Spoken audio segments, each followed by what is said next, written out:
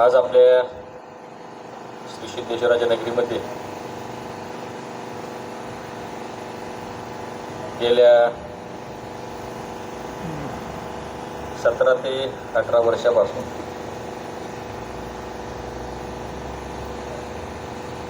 सर्व ग्रामस्थ युवक एकत्र येतात आणि माझ्यासारख्या कार्यकर्त्याचा जन्मदिवस साजरा करतात. तशाच पद्धतीने आज देखील आपण सर्वजण काही क्षणामध्ये तिथं उपस्थित राहिला त्याबद्दल मी आपण सर्वांचं मनापासून आभार मानतो. खरं तर गेल्या 2 वर्षापूर्वी 8 जुलै रोजी आपल्या सर्वांचे मार्गदर्शक माननीय बापू आपल्या सर्वांना सोडून गेले.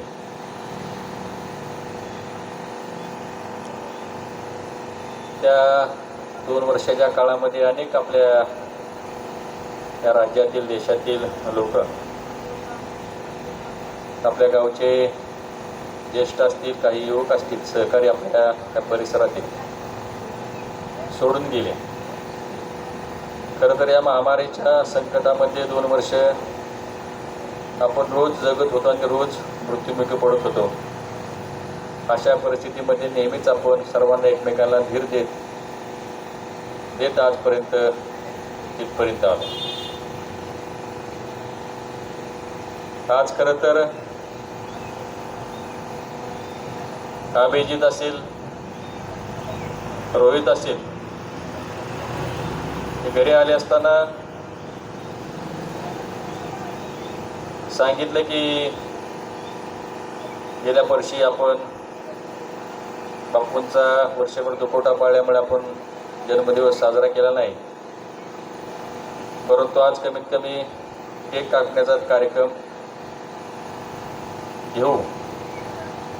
कारण बरेचसे कार्यकर्ते नीटची परीक्षा असल्यामुळे आपले पालक पाल्याला घेऊन पुण्याला, कोणी सातारला, कोणी लातूरला अशा विविध भागामध्ये परिसरामध्ये गेले असताना आपण हा कार्यक्रम घेत आहोत. खरं तर त्यांनी मी म्हटलं ठीक आहे, छोटा कार्यक्रम घेता आहे, घ्या, काय अडचण नाही. परंतु आम्ही म्हणला की मी तात्या ऋषीबाईंना बोलवू का? म्हणजे का रे? नाही, कोणतरी आपल्याला पाहुणा पाहिजे म्हणून, आमच्या जरा मर्जीतला माणूस आहे म्हणून म्हणलं ऋषीबाईंना बोलवू का? म्हणजे ठीक आहे. कारण का, ऋषीबाया पाठीमागच्या 10 वर्षापूर्वी मी ज्यावेळेस व्हाईस चेअरमन होतो त्यावेळेस असंच सगळ्यात सिनियर बोर्डातले आमचे रघुनाथ दादा भोसले त्या कार्यक्रमाला आले होते. त्याच्यानंतर संचालक मंडळातील तुम्ही सर्वात तरुण म्हणून या कार्यक्रमाला आज उपस्थित आहे. नाही तर असं कोणी, आम्ही संचालक मंडळातील कोणी आजपर्यंत या कार्यक्रमाला त्याच्या अगोदर यायचे, परंतु गेले 10 वर्षापासून कोणीही संचालक मंडळातल्या कार्यक्रमाला उपस्थित नसतं. म्हणजे रघुदानंतर तुमचाच योग आहे की सर्वात ज्येष्ठ, सर्वात तरुण सहकारी म्हणून तुम्ही या जन्मदिवसाच्या कार्यक्रमाला आलात. मनापासून तुमचं आभार मानतो. तुमच्याबरोबर तुमचे ज्येष्ठ मार्गदर्शक पैलवान देखील आले, त्यांचं देखील मी आभार मानतो. त्यांच्याबरोबर आमचा आकाश देखील आला, त्याचा देखील आभार मानतो. तसेच सर्व आमच्या पिंगळी वस्ती असेल, कोरळे खुर्द असेल, हा कोरळेगावचा परिसर असेल, थुपकेवाडी असेल, आमचं वडगाव असेल, सर्व या आजूबाजूच्या परिसरातील सर्वजण आपण सर्वजण उपस्थित राहिला त्याबद्दल मी तुमच्या सर्वांचं मनापासून आभार मानतो. खरं तर मी नेहमी जन्मदिवसांच्या कार्यक्रमाला जात असताना नेहमी सांगत असतो की मनुष्य जिवंत आहे तोपर्यंत त्याचं कोणीही कौतुक करत नाही, परंतु मनुष्याच्या मृत्यूनंतर त्याचं कौतुक स्मशानात होतं. तो गेल्यानंतर 10 दिवस भेटीगाठीसाठी आल्यानंतर त्याच्या कुटुंबासोबत होतं. परंतु तसं न करता आपण हा जो जन्मदिवसाचा उपक्रम निश्चितपणे साजरा करतो, त्या उपक्रमाच्या दिवशी निश्चितपणे त्याचं गोड असं कौतुक केलं जातं आणि त्या कौतुकाच्या जोरावर निश्चितपणे त्याला पुढचं आयुष्य जोमाने जगता येतं.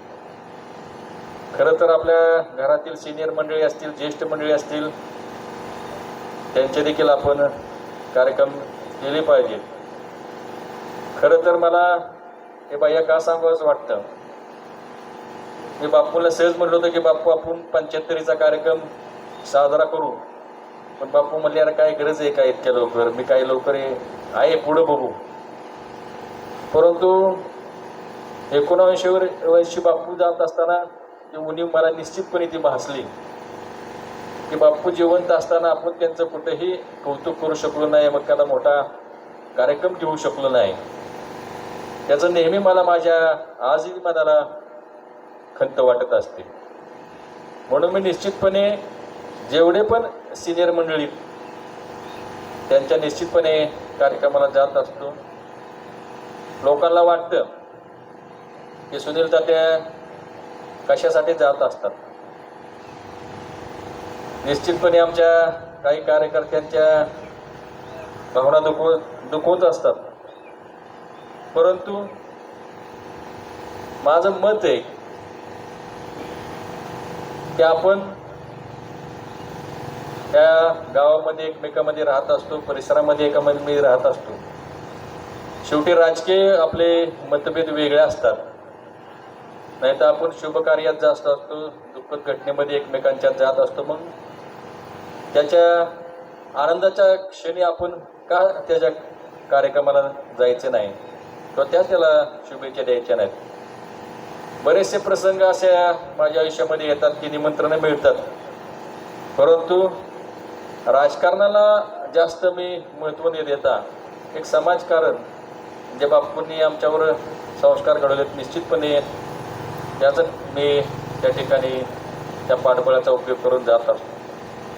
खरं तर आपण पाहतोय की विविध राजकीय ह्या जीवनामध्ये माझ्या जवळजवळ 92-93 पासून ज्यावेळेस श्री सोमेश्वर सहकारी साखर कारखान्याचं परिवर्तन झालं, त्या परिवर्तनाचं मध्ये मला देखील आमच्या वडिलांच्या पश्चात वारस हक्काने ऋषाबा मतदानाचा त्यावेळेस योग आला आणि त्या परिवर्तनाला माझं माननीय अजितदादांच्या नेतृत्वाखाली त्यावेळेस पवार साहेबांच्या मार्गदर्शनाखाली जे सोमेश्वर विकास पॅनेल दादांनी उभं केलं होतं, त्याला निश्चितपणे त्यावेळेस मला मत देण्याचा प्रसंग तेव्हापासून आला. आणि आम्ही आता कारखान्याच्या निगडीत आहोत. खरं तर स्वर्गीय भगत बापूंना माझ्या जन्मानंतर लगेच कारखान्याच्या ठिकाणी संधी मिळाली. 5 वर्षानंतर तिथं त्यांनी काम केल्यानंतर नंतरच्या 10 वर्षामध्ये त्यांना उपाध्यक्ष म्हणून तिथं संधी मिळाली. तत्पासून आजपर्यंत ज्या ज्या निवडणुका झाल्या त्या निवडणुकीच्या वेळेस आमच्या कुटुंबाला निश्चितपणे काकडे गट असेल आणि आता पवार गट असेल, त्यांनी निश्चितपणे संधी देण्याचा प्रयत्न केला.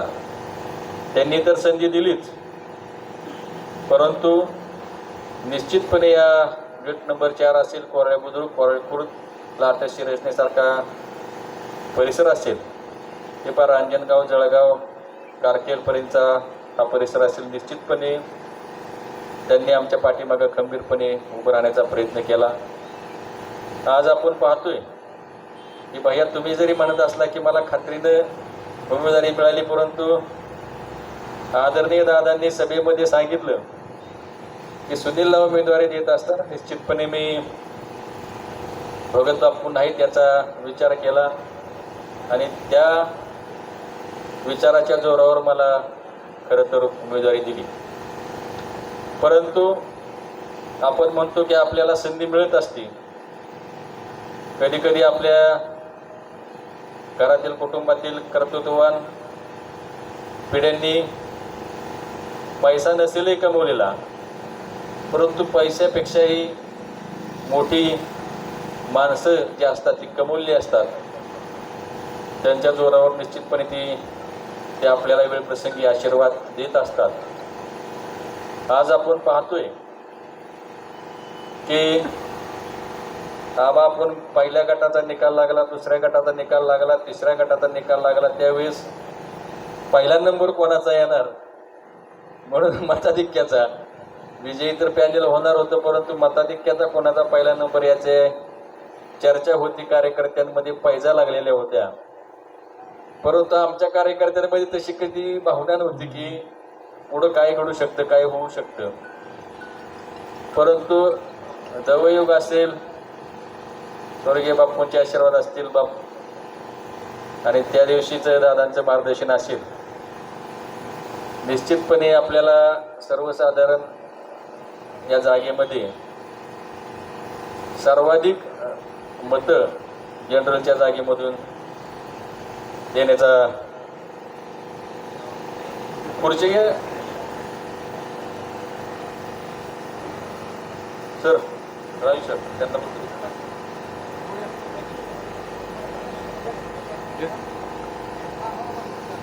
निश्चितपणे आपल्याला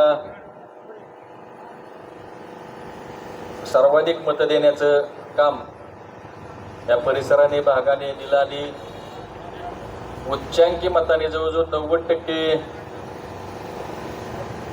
मतदान लोकांनी आपल्याला दिलं. खरं तर आबा जिथं जिथं मी उभा राहिलो त्यावेळेस सुरुवातीला कमी मतं मिळाली आणि नंतर ती मतं लोकांनी मला वाढवत दिली. खरं तर ते वाढवत नेण्यामागचं एक कारणच आहे की तुम्ही जेवढी मिळालेली मतं आणि मिळालेलं पद हे केवळ आपल्याला मिरवण्यासाठी न वापरता त्याचा उपयोग जर सर्वसामान्य कुटुंबातील आपल्या हितचिंतकासाठी जर केला तर निश्चितपणे ती हितचिंतक आपली मौत पब्लिसिटी म्हणजे आपल्याला कुठेही प्रचार करण्याची गरज नाही, ती करत असतात. शेवटी काम बोलत असत. आज आपण पाहिलं की इथं सुरुवातीला दोघंच येऊन बसलो होतो,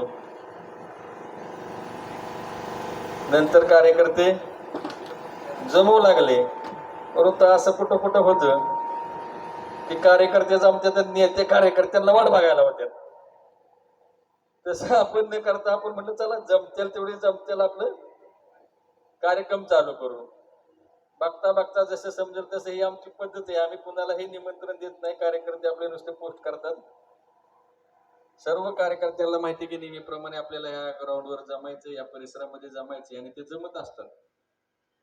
खरं तर आशिष असेल आणि ऋषी असेल त्यांनी 7 तारखेपासूनच आमचा जन्मदिवस साजरा करण्याचा प्रयत्न केला. त्यांच्या मनातल्या जी आशिषच्या होती कल्पना ते आम्हाला नाद एकच बैलगाडा शर्यत ते आम्हाला भरवायचे. योगायोग तुम्ही आबा जसं बोलला की दादांचा आणि माझा वाढदिवस 2004 साली देखील आम्ही तशाच पद्धतीने एकत्र केला होता आणि त्यांनी देखील तीच संकल्पना डोळ्यासमोर धरून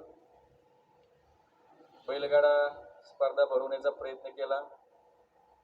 त्याचं वैशिष्ट्य मला एक वाटतं की कधी लाखाचं बैलगाडाला बक्षीस असलं, कधी 2 लाखाचं बक्षीस असलं, कधी 4 लाखाचं बक्षीस असलं आणि आमच्या पिंगळे कुटुंबियांनी सर्वांनी मिळून 31,000चं पहिलं बक्षीस ठेवलं होतं. सगळ्यात जास्त बैलगाड्यात त्या स्पर्धेला आल्या. का आल्या तर त्यांच्या असणार त्या बैलगाड्यामधलं एक संपर्क, भाई मंगेश असेल, ऋषी असेल, सर्व त्यांची चंद्र ग्रुप असेल, म्हणजे अशा पद्धतीने काही माणसाला मोठी अपेक्षा नसते, पण तुम्ही किती सहकार्य करता, तुम्ही किती एकमेकांमध्ये वावरत असतात, त्याचा निश्चितपणे तो फायदा होत असतो. खरं तर आपल्या कार्यक्रमाला आमचे संचालक मंडळातील मागच्या सहकारी, ज्यांना आम्ही मार्गदर्शक मानतो, ते आमचे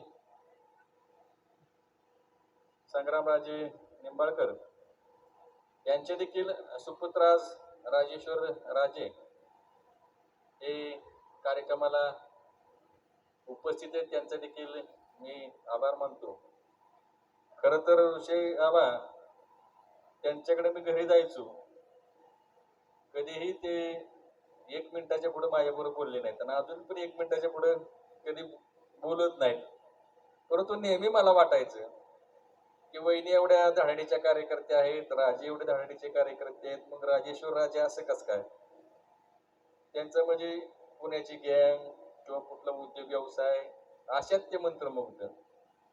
परंतु एखाद्याला आवड निर्माण झाली आणि ती माणसांची आवड निर्माण झाली की ती माणसांमध्ये गेल्याशिवाय करमत नाही.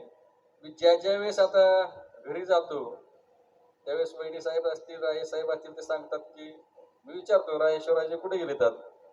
ते म्हणतात बघा ते आता ते ज्या ग्रामपंचायत पासून ते 3-3 तास गावातच बसतायत. त्यांना आता माणसांची, मुलांची आवड निर्माण झाली. म्हणजे आपण म्हणतो की मासेच्या पिलांना पोहायला पहिलवान शिकवावं लागत नाही, ते माताने पाण्यात उडी मारले की पोहायला सुरुवात करतात. त्याचा जन्मच पाण्यात झालेला असतो. ते कधी कधी विसरतं. तसं राजेश्वरराजेंचे त्यांना देखील सांगावं लागलं नाही की कशी माणसं आपली जोपासली पाहिजेत, कसं आपण गेलं पाहिजे, कसं आपण माणसांना एकत्रित केलं पाहिजे. वडगावचा कार्यक्रम असू द्या, कोरेपूरचा कार्यक्रम असू द्या, बरोबर रणजित, निश्चितपणे ते स्वतःहून तिथपर्यंत पोहोचण्याचा, जाण्याचा प्रयत्न करतात. म्हणजे कुठेही मानपान नाही किंवा मला बोलवलं नाही मी कसा जाऊ, एवढ्या मोठ्या घरचा आहे. परंतु असं न वागता ते निश्चितपणे आपल्याला कशी आपली ओळख होईल, कसे आपल्या जवळ 4 युवक येतील, या हेतूने त्यांचं देखील काम या परिसरामध्ये चांगल्या पद्धतीने सुरू आहे. खर तर आज बोलत असताना आबा आपण पाहिलं की मी म्हणायचो की वाक्य बोलायला शिकले पाहिजेत, संधी दिली पाहिजे. आमचं भाग्यवान असेल, त्याच्यानंतर तुमचे ज्यांनी शिकवलं ते आमचे नाना सर असतील, कधीच बोलले नाहीत. परंतु एवढं उत्कृष्टपणे आज त्यांनी मार्गदर्शन करण्याचा प्रयत्न केला. दुसरे आमचे स्नेही माळशिकारी सर असतील, त्यांनी नेहमी त्या करंजेच्या भागविकास आपल्या सोमेश्वरच्या शाळेमध्ये वाढदिवसाच्या निमित्तानं माझ्या मुलांना जेवण असेल, काल त्यांनी देखील तिथं शालेय साहित्य वाटपाचा तिथं, म्हणजे मला तर माहितच नव्हतं, पण त्यांनी तिकडे आपला कार्यक्रम केला. म्हणजे काही काही वेळेस काही न सांगता देखील आपल्यावर प्रेम करणारे किंवा आपल्याला आपल्या आयुष्यासाठी प्रार्थना करताना असे बरेच जण असतात ते आपल्याला ते सांगत पण नाहीत. त्यानंतर आमचे चव्हाण सर असतील, भगत सर असतील, प्रशांत लवे असेल, प्रशांतच्या आई तर मी ग्रामपंचायत सदस्य करण्यामध्ये मोठा वाटा आहे तिच्या आहेत, प्रशांतच्या आई. ती महिला भगिनी म्हणून ती आघाडीवर त्या वरच्या परिसरामध्ये निश्चितपणे वैद्य लवे कुटुंबी आमच्या पाठीमागे उभं राहिले. म्हणजे असे असंख्य आज देखील इथं सर्व उपस्थित आहेत. आमचा किरण शिरवाळ सारखा कार्यकर्ता नेहमी दरवर्षी त्या स्टँडवर तिथं त्याचा केक म्हणजे कापायला जावाच लागतो. पहिला त्याचाच केक लांब आणि मग नंतर इकडे यावं लागतं. तशा पद्धतीने तिथं काम चालतं. योगेश असेल सकाळपासून, मला सर्वजण म्हणतात की सोशल मीडिया तुमचं कोण सांभाळतं, तर निश्चितपणे योगेश ही जबाबदारी आपली पूर्ण करत असतो. एक वातावरण म्हणजे फेसबुकला बऱ्याच जणांनी मेसेंजरला त्यांनी पोस्ट टाकायला सुरुवात केली, 50 पोस्ट धप धप धप धप धप धप धप धप सगळ्याला हँग करून टाकलं. सगळे फ्रेंड सर्कल असतील, फॉलोअर्स असतील, आणि शुभेच्छांचा मग फोनचा कोणाचा मेसेंजरचा. एक तर आता तुला सांगतो औशी, विराज परकाळे म्हणून बाळासाहेब परकाळ्यांचा चिरंजीव नेहमी शुभेच्छा देत असतो. 5 वाजता त्याचा फोन आला आणि 49 नंबर पुढे दिसला मला. म्हणलं 91 आपल्या देशाचा 49 कुठला आहे? उचलला फोन मी. तर मी म्हणलं विराजने शुभेच्छा दिल्या. मी म्हणलं कुठल्या देशात आहे तू विराज? म्हणलं मी जर्मनीमध्ये येत आहे. म्हणजे कुठेही जरी गेलं, जरी आपले असले सहकारी, तर तिथून देखील ते आपल्याला शुभेच्छा देण्याचा प्रयत्न करतात. गेले सोशल मीडिया, व्हॉट्सअप असतील, मेसेंजर असतील, इंस्टाग्राम असेल, टेलिग्राम असेल, प्रत्यक्षपणे आज घरी येऊन शुभेच्छा देण्याचा प्रयत्न बऱ्याच आमच्या मित्रमंडळींनी केला. खर तर त्यांच्या ज्या शुभेच्छा आणि त्यांचं असणारं प्रेम निश्चितपणे ते आपल्याला बळ देत असतं. दुपारी जेवण करत असताना दरवर्षी भरणी मामा म्हणजे 2004 पासून भरणी मामाच्या वाढदिवसाला पहिल्यांदा हजर होते. त्यांनी दुपारी नेहमी संध्याकाळचा फोन येतो, पण आज दुपारी 1 वाजताच जेवत असताना फोन आला आणि त्यांनी देखील आपल्या शुभेच्छा देण्याचा प्रयत्न केला. गेल्या वर्षी रणजितच्या वाढदिवसाला आमदारांची ओळख झाली होती. त्यांनी मगाशी फोन करून शुभेच्छा दिल्या. म्हणले बैलगाडा शर्यत भरवतो 31 तारखेला. आले ना तुझ्या लक्षात फोन? दिगंबर शेट आगवणे त्यांनी देखील म्हणजे एकदा ओळख झाली तर त्यांनी देखील शुभेच्छा देण्याचा प्रयत्न केला. म्हणजे अशा पद्धतीने दुपारी वहिनींनी देखील रायसाहेब फोन केला होता शुभेच्छांसाठी. म्हणजे असे असंख्य ज्येष्ठ असतील, तरुण असतील, सर्वात आमचा छोटा एक प्रिन्स म्हणून दळवी कार्यकर्ता आहे, जोरात आहे फर्मात आता. आई मनाला वाटेल तसा व्हिडिओ बनवतो, टाकतो म्हणतो पहिला स्टेटसला ठेवा. कधी कधी सर्वांना विचित्र वाटतं की एखादं भडक गाणं असेल, एखादं भडक डायलॉग असेल, परंतु ते कार्यकर्त्यांचं प्रेम असतं, त्यांनी ते आपल्याला बनवलेलं असतं. त्याला वाटतं की माझे मी बनवले म्हटल्यावर त्यांनी स्टेटसला ठेवलं पाहिजे. निश्चितपणे ठेवत असतो. जसं नाना सर म्हणले की टाक्याचे घाव घेतल्याशिवाय देव पण येत नाही, तसं माणसाच्या आयुष्यामध्ये माणसाला चांगलं म्हणणारी बी भेटली पाहिजेत आणि वाईट म्हणणारी बी भेटली पाहिजेत, तरच आयुष्य व्यवस्थितपणे आपलं पुढे जात असतं. कोणाच्या विचारामध्ये ते चांगलं असतं, कोणाच्या विचारामध्ये ते वाईट असतं, परंतु तो त्याचा विचार आहे, तो आपण त्याच्यापाशी ठेवायचा. आपल्या विचाराने आपण आकाश आनंदी राहायचं आणि आनंदी जगत चालायचं.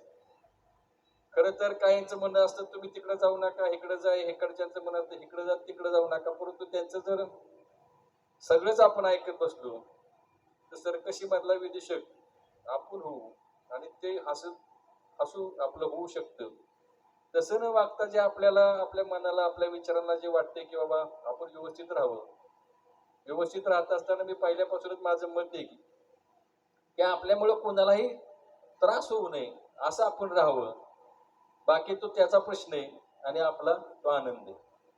तशा पद्धतीने आज तुम्ही आमच्या सर्व इथं आपण या परिसरामध्ये श्री सोमेश्वर सहकार साखर कारखान्याच्या माध्यमातून सर्वच आपण त्याच्याशी निगडीत आहोत. तुम्ही सभागृहामधली माहिती देत असताना सर्वात पहिला आकाश फोटो कोणी सभागृहाच्या बाहेर कुणामुळे आला असेल तर केवळ ऋषी आबामुळे आला. की मला अशीच फोटोची खूप आवड होती, पण सभागृहात माझा एक बी फोटो नव्हता, कधी तो बाहेर पण येत नव्हता.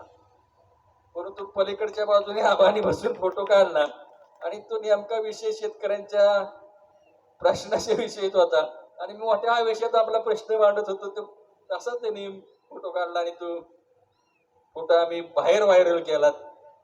आणि ते मत ज्यावेळेस मग सभागृहात बी अशी मतं मांडतात, सभागृहात बी असं चालतं, असं सर्व आपल्या सभासदांमध्ये समजू लागलं. खरं तर ऋषाबानी परत फेमस केलं. ज्यावेळी डायरेक्टर चषक आपण पाहिला असेल सर्वांनी, डायरेक्टर चषक म्हणजे चेअरमन चषक झाले असतील, अध्यक्ष चषक झाले असतील, परंतु कधी डायरेक्टरला लय महत्वच नव्हतं. परंतु आबानी डायरेक्टर चषक भरवून संचालक देखील थोडासा वजनदार असतो. खरं तर संचालक आबालाही वजनदार असतो, पण संचालकालाच माहित नसतं की आपण वजनदार आहे, कारण संचालकाच्या बहुमताशिवाय तिथं कुठलाही ठराव पास होत नाही. म्हणून त्यांनी डायरेक्टर चषक ठेवला आणि आमच्या टीम मध्ये वाटलं होतं सगळ्यांना कॅच होईल, पण ऋषी आबाला माहित होतं की पकडणार तात्या कॅच म्हणून. ऋषी आबा पलीकडून शूटिंगच चालू होतं, पलीकडून पळत होता आणि मी कॅच बॉल म्हणजे पकडत होतो. पकडला बॉल आणि ऋषी आबा मग वर फेकून स्टाईल मध्येच आम्ही तो कार्यक्रम केला. म्हणजे आम्ही हारलो मॅच, जिंकलो मॅच, कॅचची आम्ही सोशल मीडियाच्या माध्यमातून मोठ्या प्रमाणामध्ये भरपूर अशी आम्ही प्रसिद्धी मिळवण्याचा प्रयत्न केला. मॅच राहिली बाजूला, पण आमचा मॅच ऐवजी कॅचच भरपूर या भागामध्ये प्रसिद्ध झाला. म्हणजे सोशल मीडिया आणि त्याचं माध्यम जर आपण पाहिलं तर निश्चितपणे त्याचा उपयोग आपण चांगल्या पद्धतीने चांगल्या प्रकारे करू शकतो. खरं तर आज आपण पाहतोय की ह्या महामारीमध्ये खूप आपण आर्थिक देखील आपल्या परिसराला असेल, शेतकऱ्यांना, विशेषतः शेतकऱ्यांना मोठ्या प्रमाणामध्ये फटका बसला. केवळ ऊस उत्पादक बऱ्या प्रमाणामध्ये ह्या महामारीच्या काळामध्ये टिकून राहिले. श्री सोमेश्वर सहकारी साखर कारखान्याच्या माध्यमातून निश्चितपणे शेतकऱ्यांना योग्य तो मोबदला देण्याचा प्रयत्न कारखान्याच्या माध्यमातून झाला. मग असे उल्लेख देखील झाला की मी सरपंच असताना बरेचसे विकास कामं झाली. या मागल्या 5 वर्षामध्ये देखील मोठ्या प्रमाणामध्ये आम्ही विकास कामं करण्याचा प्रयत्न केला. पाठीमागच्या या काळामध्ये माननीय अजितदादा उपमुख्यमंत्री झाले, त्यांनी अतिशय भरभरून निधी देण्याचं काम आपल्या या तालुक्याला जवळजवळ हजारो कोटींचं निधी देण्याचं काम या भागाला परिसरामध्ये केलं. आमच्या गावामध्ये देखील आबा जवळजवळ 5 ते 6 कोटीचा निधी देण्याचं मान्य अजितदादांनी काम केलं. दादांचा देखील वाढदिवस 22 तारखेला होतोय. त्याचा देखील आपल्या सर्वांच्या वतीनं दादांच्या देखील वाढदिवसाच्या निमित्ताने देखील शुभेच्छा देतो. खरं तर आबा माझं भाषण म्हणजे आपल्या सर्व कार्यकर्त्यांची नावं गावं सगळं सगळं घेऊन चालतं. बरेचसे कार्यकर्ते इथं आता आप्पा जायपतीसारखा इथं काही कार्यकर्ता काम करतो, काही आमचा आता माजी सरपंच कल्याण देखील इथं तुपटवाडीचा प्रतिनिधी म्हणून आलाय, त्यांची सर्व टीम आली. तर वेगवेगळ्या पद्धतीनं जे जे काही कार्यकर्ते असतात ते आपापल्या परीनं काम करण्याचा प्रयत्न करतात. निश्चितपणे काही काही कार्यकर्ते हाक मारूस तर धडपडून अगदी हजर राहतात. आजही मला चांगलं आठवतं, त्या पश्चिम भागातून 97 सालापासून आम्ही राष्ट्रवादी काँग्रेस पक्षाच्या सांगता सभेला मोटरसायकलची रॅली देत असतो. सर्व कार्यकर्ते निश्चितपणे हाक मारले की त्या कार्यक्रमाला हजर होतात. आजही आपण पाहिलं की सोमेश्वर कारखान्याच्या वेळेस आम्ही 2दा रॅली आणण्याचा प्रयत्न केला. आमचे सर्व कार्यकर्ते तत्परतेने लगेच हजर असतात. म्हणजे कुठेतरी युवकांमध्ये आपण मिसळलो, त्यांचे अडीअडचणी समजून घेतल्या, सिनियर माणसांच्या अडीअडचणी समजून घेतल्या. नाहीतर आज तिथून पाठीमागे सर्वात जास्त सिनियर मंडळी वाढदिवसाला हजर असायची, तर खालोखाल युवक मंडळी हजर असायची. आज आपण पाहतो की सिनियर मंडळी 2004 साली माझा त्यांनी वाढदिवस साजरा केला होता, त्याला झाले आता 17-18 वर्ष. म्हणजे असंख्य सिनियर मंडळी देखील आम्हाला त्या काळामध्ये कोरोनाच्या महामारीमध्ये सोडून गेले. आजही त्यांचं ते प्रेम आहे, जिव्हाळा आहे, त्यांच्या आठवणी आहेत, आमच्या सर्व प्रत्येकाला ते आठवत असतात. पाठीमागं देखील आता आमच्या रणजितने मांडणी केली की सदस्य आणि अध्यक्ष रणजित आता ओके आहे, आपलं संचालक पदापर्यंत ठीक आहे. आता राजेश्वर राजे सारखे आहेत, तुझ्यासारखे आहेत, वृषाबा बरोबर आहे ना, असे कार्यकर्ते आहेत. ते आम्हाला वाटतं की त्यांच्या पाठीमागे आता आपण थोडस उभं राहावं आणि त्यांना राष्ट्रवादी काँग्रेस पक्षाच्या वतीनं रणजित ऐकतोय का तो, आम्ही एकदा केली बंडखोरी, तसं उगाच जीव नको जायला, आमचा जीव व्हायच बळ करतात होता म्हणून आम्ही राहिलो. परंतु तुमच्यासारख्या तरुण कार्यकर्त्यांना ते गाव काय सोसणार नाही. म्हणून असं वाटतं की तालुक्यामध्ये राष्ट्रवादी काँग्रेस पक्षाचं मोठं प्राबल्य आहे आणि त्याच्या नेतृत्वाखाली मध्ये 5 वर्षांना आहे, 10 वर्षांना आहे. तर ऋषाबा तर 5 वर्षापासून युवकला नादवला होता, बरोबर आहे ना बा? परत चिडपीला नादवला होता. परंतु दादांनी कुठेतरी त्याचा निश्चितपणे विचार केला, संधी दिली. आम्हाला देखील परत घेतलं आणि परत संधी दिली. तसं भविष्यामध्ये तालुक्यामध्ये आमच्या वहिनी साहेब आहेत, बस वहिनी साहेबांनी देखील दोनदा राजेश्वराचे प्रयत्न केला, पण यश मिळालं नाही. म्हणून आम्हाला वाटतं की आता वहिनींच्या नंतर तुम्ही पक्षाच्या प्रवाहामध्ये यावं आणि तुम्हाला पक्षाने संधी द्यावी आणि तुम्ही पक्षाचे उमेदवार म्हणून निवडणूक लढवावी. कारण का, आपल्याला माहिती आहे की पुणे जिल्ह्यामध्ये राष्ट्रवादी काँग्रेस पक्षाचं जिल्हा परिषद असतील, पंचायत समिती असतील, बँक असेल, मोठ्या प्रमाणामध्ये प्राबल्य आहे आणि तिथं युवकांना निश्चितपणे संधी मिळाली पाहिजे. आता ऋषी आबा, तुम्हीच्या नावात ऋषी, आता ऋषी पिंगळ्यांच्या बी नावात ऋषी आहे. तो देखील धारणीचा कार्यकर्ता आहे. तो देखील दूध व्यवसाय म्हणजे दूध डेअरी निश्चितपणे चालवते. त्या परिसरातील भागातील त्या दूध उत्पादकांना वेगळं पण आणि जास्तीत जास्त चांगला दर देण्याचा तिथं प्रयत्न करतोय. म्हणजे अशी आपल्या भागामध्ये परिसरामध्ये कार्यकर्ते तयार होत असताना निश्चितपणे माझ्यासारख्याला वाटतं की माननीय दादा असतील, स्वर्गीय भगत बापू असतील, त्यांच्यामुळे आम्हाला जवळजवळ ही 3री टर्म मिळाली. तशी आम्हाला देखील वाटतं की आमच्या सोबत आमच्या त्या दिवशी आता सहज विक्रम पालता तर बघितलं ना, तर लक्ष्मणराव गोपने त्या दिवशी आम्हाला सभागृहात आमच्या दोघांची आता किस्सा सांगतो, चर्चा झाली. लक्ष्मणराव म्हणले, सुनील तात्या, सचिन शेट तुमच्या लय जवळचे, तुम्ही त्यांना एक फोन करा आणि सांगा विक्रम आप्पाचे तिकीट बसवायचे आपल्याला.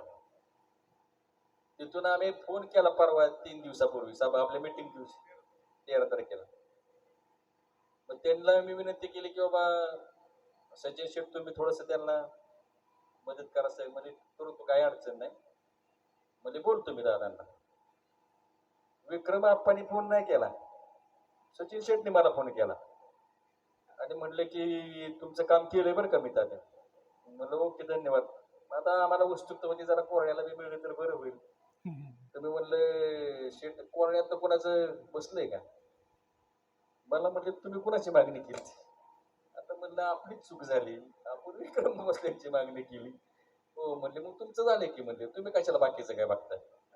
म्हणजे अशा पद्धतीने एक युवक कार्यकर्ता म्हणून विक्रम आपण पाहतो की त्यांनी काम चांगलंय, कार्य चांगलंय, म्हणून त्यांनी आपली नको कारखान्याला म्हणला नाणी लागाय, नको जिल्हा परिषद नाणी लागा, आपलं खरेदी विक्री संघ पदरात पाडून तिकडे जाऊ, तिकडे कधीत कमी चेअरमन होण्याची संधी. म्हणजे अशी राष्ट्रवादी काँग्रेस पक्षाच्या वतीनं आकाश बरोबर आहे ना, संधी कधी नाही कधी मिळू शकते, तुम्हाला मिळते. म्हणून निश्चितपणे या भागाने परिसराने आपण पाहिलं की माननीय अजितदादांनी आज आपण राजकीय क्षेत्रामध्ये पाहतोय की न मागता, म्हणजे आता जेवढे पण ग्रामपंचायतीला सरपंच आहेत ना, मी पण सरपंच होतो बाबा, जवळजवळ मुंबईपर्यंत चक्राट्या मला मारायला लागायच्या युतीसाठी. परंतु आताच्या सरपंचांना काम सुचवा येत नाहीत, एवढा निधी येतो, म्हणजे त्याला कळत नाही की काम कुठलं सुचवावं. म्हणजे अशा परिस्थितीमध्ये नेते जर आपल्यावर प्रेम करत असतात, आपल्याला सहकार्य करत असतात, मदत करत असतात, परिसराला आपल्या एक नेतृत्व करत असतात, तर त्यांच्या पाठीमागे देखील आपण उभं राहिलं पाहिजे. आम्ही तर आकाश एकच वादा अजितदादा नाही तर बॅनर लावून ते झाकला असता कार्यकर्त्यांनी, पण आम्ही काही झाकला नाही आपला. आम्ही ऑलरेडी जवळजवळ 15 वर्षापासून दादांचं नेतृत्व मानतो आणि त्यांच्या बरोबर राहण्याचं काम करतो. आज राजेश्वर असेल, रणजित असेल, ऋषी असेल, अनेक इथं कार्यकर्ते बसतात, त्यांना आमचं सांगणं एकच आहे की ह्या वेळेस ना आपली संधी मिळणार, परंतु भविष्यामध्ये आपलं काम आणि कार्य तुम्ही चालू ठेवा. निश्चितपणे नेत्यांना एक सवय की तुम्ही सांगायचं नाही मी काय करतो, तुमच्या कामाने सांगितलं पाहिजे की बाबा ऋषी असा करतो, राजेश्वर राजा असे करतात, तुमचं काम बोललं पाहिजे रणजित. तर निश्चितपणे ते एखाद्या सिनियरला घरी बसवा, त्याला तुमच्यासारख्या युवकाला संधी देतील, प्राधान्य देताल. आज आपण पाहतोय की करंजे सारखं छोटं गाव, तिथं आमचे संग्राम भाऊ असतील आणि ऋषी आबा असतील, म्हणजे असं कधी वाटलं नव्हतं कोणाला की तिथं 2 संचालक त्या गावामध्ये येऊ शकतात. परंतु दादांनी ती किमया करून दाखवली आणि दोन्ही त्यातल्या संग्राम भाऊ असतील आणि ऋषी असतील, दोन्ही 50चे म्हणजे ते भाऊंना मागं दूध सांगावं एक संधी दिली होती, पुन्हा इथे कारखान्यात संधी दिली. म्हणजे अशा पद्धतीने त्यांचं निश्चितपणे लक्ष राहतं.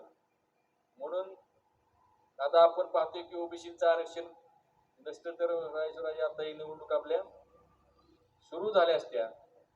परंतु आरक्षणाचं काही हो, मला असं वाटतं की पक्ष ज्याला उमेदवारी देईल, कारण आमची धोरणं ह्याच वर्षी ठरतात बाबा. म्हणजे मी काय बोलतोय, इथंच ठरतं आमचं बंडखोरी करायचं आणि उभं राहायचं हिथंच ठरलं होतं. ते आम्ही कडेला नेलं की मी उभा राहणार म्हणजे राहणारच. म्हणजे हिचं जे आम्ही काय घोषणा करतो तशा पद्धतीने आम्ही पुढं आमची वाटचाल सुरू असते. म्हणून कार्यकर्त्यांना थोडस सांगावंसं वाटतं की काही असू द्या, आपल्यातले आपल्या गावातले मतभेद असू द्यात, काही वैयक्तिक मतभेद असू द्यात, परंतु इथून पुढे आपल्याला सर्वांना माननीय अजितदादांच्या नेतृत्वाखाली चालायचे आणि तशा प्रकारची जो पक्ष जबाबदारी देईल, आपल्या त्याला संधी देईल किंवा आपल्या वेगळ्या विचाराच्या माणसाला संधी देईल किंवा वेगळ्या गावातल्या व्यक्तीला संधी देईल, पोराय खुर्दात जरी जिल्हा परिषद दिली तरी आमची काही अडचण नाही बरं करायची. तिथं जरी तुमच्या म्हणून असं छोटं गाव आहे त्याला जरी संधी दिली तरी आम्ही काम करण्याचा प्रयत्न करू. निश्चितपणे इथून पुढे भविष्यामध्ये तुम्ही असंच जे प्रेम करता, जिव्हाळा दाखवता, मी असेल, कुटुंब असेल, आमचा आता पुण्य देखील फरमात आहे बरं का. जसे बोलला ना ऋषी, त्याला कारण नाही. प्रथमेश म्हणून तो आज नाही, मुलाचा नीटची तयारी म्हणून तो तिकडे गेलाय. तो असता तर जंगी वाढदिवस झाला असता. म्हणजे मला आज वाटतं की अजून जोरात त्यांनी कार्यक्रम केला असता. म्हणजे कुठंतरी असं वाटतं की एखादा हात आपल्या हक्काचा मदतीला असला पाहिजे. तसं रोहित आहे, अभि आहे, त्यांनी देखील त्याची जागा आज भरून काढली. म्हणजे मोहन गेलाय, कल्याण बापू गेले, राहुल गेले, पण त्यांनी ह्या कार्यकर्त्यांनी तरुणांनी ती कुठं उणीव ठेवली नाही. म्हणजे बरेचसे कार्यकर्ते आज सिनियर मंडळी शांत आहेत, परंतु या ज्युनियर दोघा चौघांनीच कार्यक्रम चांगल्या पद्धतीने करण्याचा प्रयत्न केलाय. म्हणजे कुठंतरी आपण देखील त्यांना शिकवण्यासाठी संधी दिली पाहिजे, त्यांना काम करण्याची संधी दिली पाहिजे आणि पाहिलं पाहिजे. निश्चितपणे सुधीर थोपटे देखील थोडासा नाराज होता, परंतु आज दिसतोय कार्यक्रमाला सुधीर बी म्हणजे अशा पद्धतीने नाराज जरी 6 महिने फिराकला नाही घराकडे तरी आज आलाय. म्हणजे काही तसं नसतं कार्यकर्त्यांचं. म्हणजे अशा पद्धतीने लोक प्रेम करत असतात, सहकार्य करत असतात. असंख्य कार्यकर्ते निश्चितपणे आभार. आणि तुम्ही जे मार्गदर्शन कार्यकर्त्यांना केलं ते गरजेचं असं मार्गदर्शन केलं. त्यांच्या मनातल्या तुम्ही भावना ओळखल्या, कारण तुमचं वय आणि त्यांचं वय जवळ जवळ आहे. आमचं वय आणि त्यांचं वय जरा लांब आहे.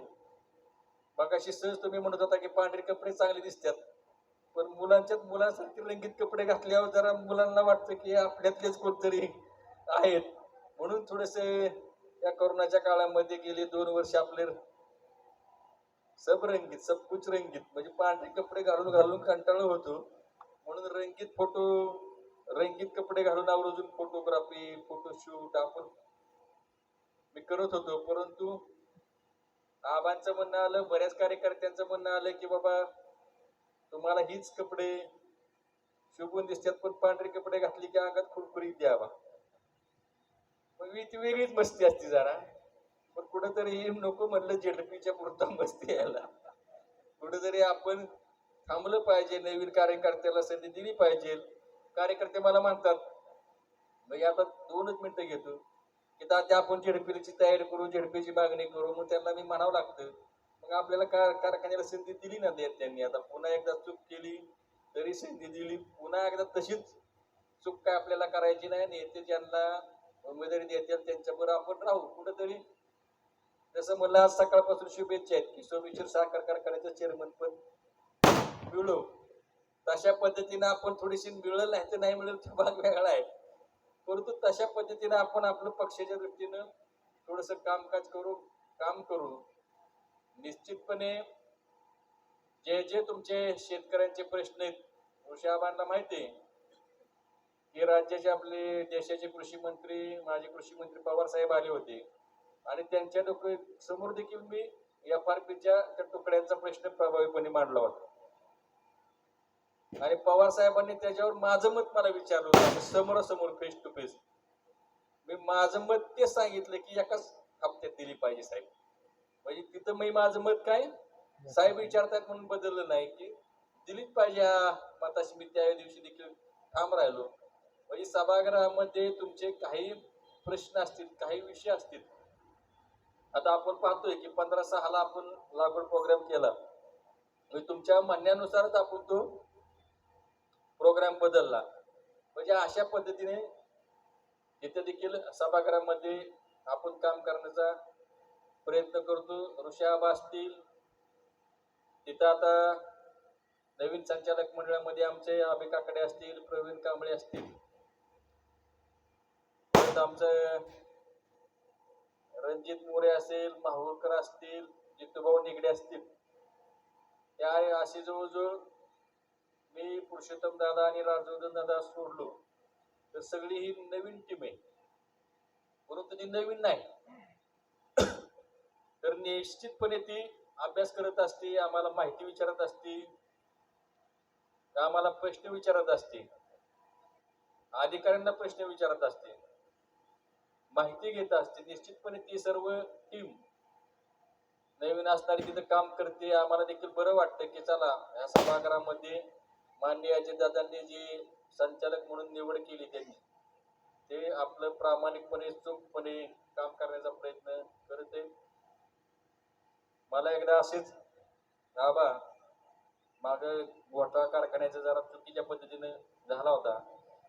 त्यावेळी दादांनी खंत व्यक्त केली होती की म्हणले सुनील त्यावेळेस भगत बापू, वसंत काका आणि नतुअण्णा होते त्यावेळेस मला काही काळजी नव्हती, परंतु तुमच्या ह्या सगळ्यांच्या कारभारात काय उलटा पालटा कारभार करून ठेवलाय मलाच कळलं ना. म्हणजे दादांना त्यावेळेस मागच्या बॉडीत खंत वाटली. म्हणून आम्हाला वाटतं की कुठं असे परत चुका आपल्या संचालक मंडळाकडून करू नये म्हणून निश्चितपणे आम्ही सभागृहामध्ये काही काही गोष्टींची जाणीव करून देण्याचा प्रयत्न करत असतो. तुम्ही नवीन आहात, तुम्हाला वाटतं की आम्ही काहीतरी शेतकऱ्यांसाठी केलं पाहिजे, पण आम्ही बी त्यावेळेस असंच नवीन होतो आणि चुकीच्या पद्धतीने थोडस कामकाज केलं. मला तरी पण गुंठेत माझ्या नावा ठेवावं लागली जमीन. म्हणजे शेवटी काही चुकीचा कारभार केला तर आपल्याला ती भोगायची वेळ येते, कुटुंबाला भोगायची वेळ येते. म्हणून तशी काही वेळ येऊ नये म्हणून युवकांना माझ्या निश्चितपणे थोडस मार्गदर्शन राहील. रणजित राजकारणामध्ये माणूस वाहत जातो, मी असंख्य उदाहरणं पाहिलेत. आणि आताच काय झाडी काय हॉटेल तो डायलॉग बरोबर त्यांनी डायलॉग मी मारलाय. 150 एकरातली 25 एकर राहिली. म्हणजे राजकारणामध्ये प्रत्येक निवडणुकीमध्ये 25-25 एकर माझी गेली. म्हणजे त्यांचं सुशक्त ती वाक्याची आहे की निश्चितपणे राजकारणामध्ये समाजकारणामध्ये तुम्ही युवक सर्व काम करत असताना आपल्या कुटुंबाला आणि कुटुंबाच्या आर्थिक परिस्थितीला कसं सावरता येईल हा पहिल्यांदा प्रयत्न करा. आणि हे राजकारण समाजकारण हा परमार्थ आहे. रोजच तुम्ही विठ्ठलाच्या वारीला जात बसतात तर ती विठ्ठल पावल नाही पावल पण तुम्ही नेमकं रस्त्यावर पताका घेऊन फिरचाल. तशी तुमच्या वेळ येऊ नये एवढंच या माझ्या जन्मदिवसाच्या निमित्तानं आपल्या सर्व युवक कार्यकर्त्यांना सांगणे की तुम्ही मिळेल तो व्यवसाय, मिळेल ती नोकरी, जिथं जिथं आपल्याला आर्थिक स्रोत आहे तिथं तिथं मिळवण्याचा तुम्ही निश्चितपणे प्रयत्न करा. जिथं जिथं मी असेल, ऋषाबा असतील, काही वरिष्ठ असतील, नेते असतील, त्यांचं मार्गदर्शन घ्या, त्यांचं सहकार्य घ्या, त्यांची मदत घ्या आणि तशा पद्धतीने तुम्ही आपलं जीवन इथून पुढे चालवा अशीच अपेक्षा व्यक्त करतो. पुन्हा एकदा तुम्ही सर्वजण आमचे आजी माजी सर्व सदस्य असतील, सोसायटी मधले आजी माजी सर्व सदस्य असतील, सर्व कार्यकर्ते असतील, तुम्ही आवर्जून उपस्थित राहिला त्याबद्दल मी आपल्या सर्वांचं मनापासून आभार मानतो. ज्यांनी ज्यांनी आज सोशल मीडिया असेल प्रत्यक्षरित्या शुभेच्छा देण्याचा प्रयत्न केला त्यांचं देखील मी मनापासून आभार मानतो आणि तुमचं असणारं असंच प्रेम इथून पुढं सदैव एक कार्यकर्ता म्हणून आमच्यावर राहू द्या अशी विनंती करतो. पुन्हा एकदा आपल्या हे आलेत का आमचे रुद्र ध्रुव आलेत का, प्रकाश आलेत का, दोघं आहेत ना? हा, तरी म्हणजे ते कुठं दिसत नाहीत काय, म्हणजे असे छोटे मोठे ती दोघं बी आलेत. आणि 10 वर्षापासून जरी ती पहिलीच होती तेव्हा बसते ते 7वी 8वी 9वीला गेल्यात आता.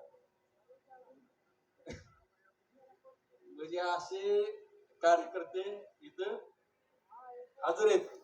लय कार्यकर्ते म्हणजे शाळेत मी जायचो झेडपीच्या, आता उद्या तिथं पण म्हणजे असे असंख्य लहान मुलं देखील आमचे कार्यकर्ते आहेत. ते प्रेम करतात. आमचा पुतण्या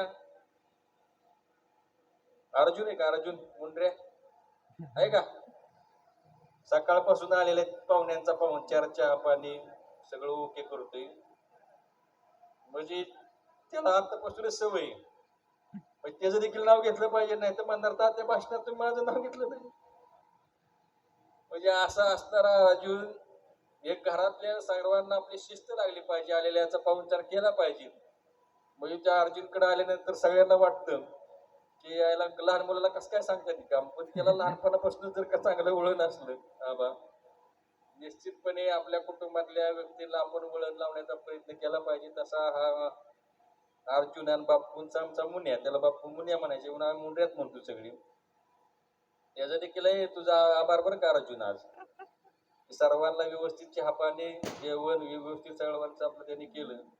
म्हणजे असे असंख्य आमच्या घरातले भावकीतले पुतणे असतील, बंधू असतील, त्यांना देखील अभिमान वाटतो की सुनील तात्या आपले, त्यांचा वाढदिवस आहे, त्यांचं कुठं नको नाव खाली व्हायला. म्हणजे आमचे सर्व भावकीतले कार्यकर्ते असतील, भावकी म्हणजे आमचे भगत खुमरी भावकी आणि माळशिकारी मंडळी सगळी पाहुणी तर ऋषाबा, म्हणजे पाहुण्यांचा देखील सहभाग असतो, भावकीचा देखील सहभाग असतो. आणि भगत बापूंपासून माझ्यापासून गेली 50 वर्षे म्हणजे 70-80 वर्षापासून काही काही कुटुंब आमच्या सोबत राहिले. ते सर्व कुटुंबातले सर्व सदस्य असतील, नवीन काही सदस्य येतात, काही काळाने सोडून बी जातात, परंतु नेहमी त्या आपल्याला शुभेच्छा ह्या जन्मदिवसानिमित्त देत असतात. त्यांचं देखील मी सर्वांचं आज या कार्यक्रमाच्या निमित्तानं आभार मानतो. आमचे वडिलांचे मित्र इसाकबाई देखील दरवर्षी नेहमीप्रमाणे आपले शुभेच्छा देण्यासाठी हजर असतात. त्यांचे देखील मी आभार मानतो. असंख्य असे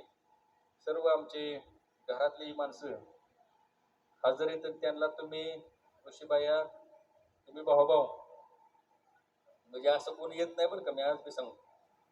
मी सख्खे भाऊ तुम्ही मित्रासारखं राहता म्हणून तुमचं ओळख करून दिली मी आपलं, की ज्वलंत उदाहरण आहे की भावाचा भावाला पाठिंबा असल्यावर बरोबर ना आकाश, काय बिघडतं.